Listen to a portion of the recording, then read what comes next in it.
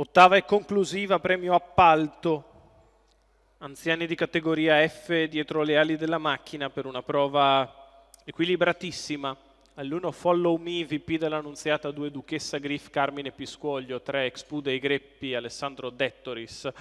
4 Cresus di Poggio, Massimo Barbini, 5 Carol Ramage, Manuel Pistone, 6 Fly to Check, Alberto Garruto, 7 Demetra dei GVS, Giuseppe Ferrante, 8 Flaura, Mario Greco, 9 Donatello, Giorgio Cassani, 10 Ello di Filippo Monti, 11 Eclissi BFC, Maurizio Cheli.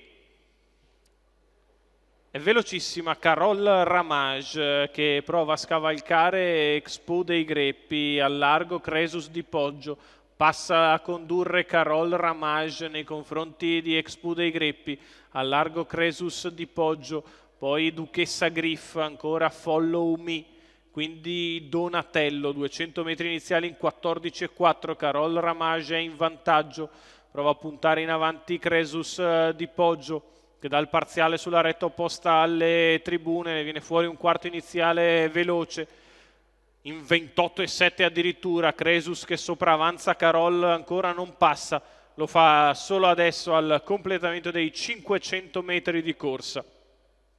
Decisamente allegri.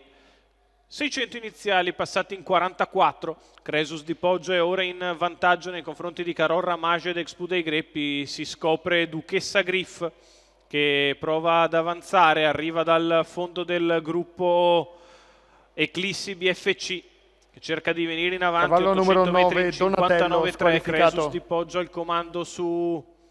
Carol Ramage, Expo dei Greppi, al largo Duchessa Griff, che prova la progressione, rimane in terza ruota così Eclissi BFC, chilometro in 1,14,5 per Cresus di Poggio che continua in vantaggio, al largo Duchessa Griff prova a raggiungerlo, Carol Ramage a contatto in corda avanti Expo dei Greppi, poi Follow Me quando siamo a 400 metri dalla conclusione, retta di là in 14,4, 1,29,8 in 1.200, Cresus di Poggio in vantaggio, Duchessa Griff sempre lì al suo esterno, poi Carol Ramage, Expo dei Greppi a 250 al termine, prova la fuga Cresus di Poggio da Duchessa Griff che non demorde al largo, poi Carol Ramage, si difende Cresus, attacca Duchessa, Cresus di Poggio e Duchessa Griff, insiste Duchessa Griff che sopravanza l'avversario che prova la strenua difesa, Duchessa Griff passa e viene a vincere nei confronti di Cresus di Poggio, ritorna bomba per il terzo Eclissi BFC, 1,14 il ragguaglio di Duchessa Griff, Carmine Piscoglio, Michele Raimo, i colori della scuderia Cecco-Volante. Vince la 7 anni da Ideale Luis con un giro completamente allo scoperto, paga il rientro Cresus di Poggio che cala in arrivo, finisce benissimo Eclissi BFC, 2-4-11 in numeri, l'arrivo dell'ottava e conclusiva all'Arcoveggio con la vittoria di Duchessa Griff e Carmine Piscoglio.